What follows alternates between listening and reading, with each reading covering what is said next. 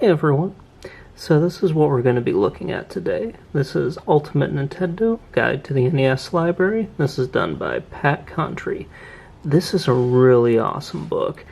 Pat put a lot of time and effort into this. He did have a few other writers to go along with him, but this is a really awesome book. It has all of the NES games, also some of the HCS and PAL exclusives, and also some, I think he has all of those, and also the Hong Kong exclusives. This is a really great guide if you are, a collector, or if you're doing retro videos and whatnot. I use this whenever I want to look up some information really quick on something. I'm not an expert by any means on pretty much most Nintendo games, but this is a really great book if you just want to brush up on what's going on with it. So I'm just going to cover a few of the games here, specifically the ones that mean the most to me, and also a few of the ones that I owned when I was growing up. I only had 5 Nintendo games growing up, but, it was a start. It was back in the 90s. We didn't exactly have everything. So this is a really, really great book. It's a big hardcover one. I think it's like the book itself is like 7 or 8 pounds. It's a heavy book, but it's a lot of fun. First one we're going to look at is actually Air Fortress. So this is I don't know if this is the first game that I ever got when we were for Christmas or something along those lines, but it's a fun game.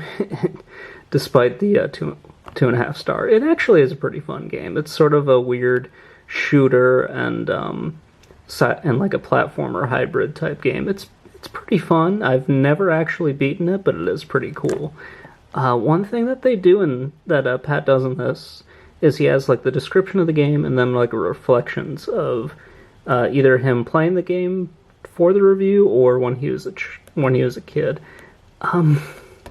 As a collector, I honestly don't need the description so much. I wish these were shorter and I wish the reflections were longer, because that's the part that's more interesting to me. I like how they show like a 3D image of the cartridges as well. That's really nice, because a lot of times that's what I see whenever I go out game hunting and whatnot. So I'm going to flip ahead here.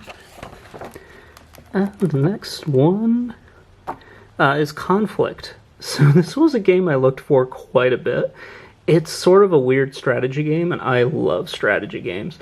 It uses this kind of a hexagonal movement thing. It's a little quirky, it's a little weird, but if you want a different turn-based strategy, definitely try this one out. It can take a little time to get used to, but it is kind of a fun game. Let's go ahead and we'll just keep going here. So, Friday the 13th. It's a weird game for the NES, especially since it's a horror game. It is still pretty fun, though. I don't know if I like it, but it's different. And I think it's really cool that it was developed by Atlas. I don't know why Atlas developed this, but whatever. It's kind of a creepy survival horror. It's a really unique one. It's been done to death on YouTube. I'm sure there are plenty of better reviews of it than anything I could do. So another one here, Iron Tank. I loved Iron Tank growing up. We rented it quite a bit. I had no idea it had anything to do with the invasion of Normandy, though. Absolutely no idea, because all I ever really saw was just the cartridge. And it's a really fun game, actually. Just specifically because it's a top-down shooter, you're playing a tank, and it's just a cool game to kind of waste some time with. Kind of messed myself up here on my tabs. Then there's The Legend of Zelda. My god, do I love this game. This was the first game I ever got for my birthday growing up. I had to have been like 5 or something, maybe 5 or 6 when I got this. I don't exactly remember. I still have the original cartridge that I had all the way back then. I love this game to death. I think I remember where everything is in the first quest. The second quest kind of messes me up a little bit, but this is such an awesome game. And this kind of shows like some of the more like the rarer games or like the better games.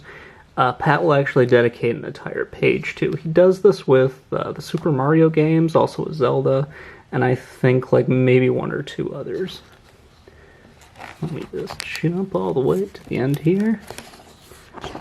And so we're going to talk about all three of these actually. So Mario and Mario 2 and Mario 3. The two games that I have the most experience with are 1 and 3. We never owned 2 growing up. We did own 1 and 3, obviously, because everybody pretty much had 1. 3 is a game that I don't think I've ever beaten it without the warp whistles, but it's still just so much fun and just absolutely amazing. 1 is a game I have beaten. I cannot speedrun it to save my life, but I have beaten it before. And 2, this is a game that we used to borrow from our friends a lot. And, you know, honestly, I never even, not until like much later did I realize that it was, or not really realize, did I learn it wasn't supposed to be a Mario game, but it's still absolutely amazing for exactly what it is. I do love all 3 of these games. They're absolutely wonderful.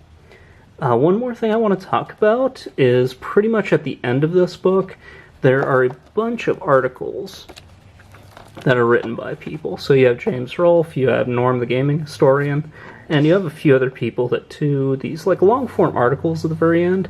This is another really cool thing in this book. So if you want like basically Norm does his Tengen video in here, and also James talks about horror on the NES.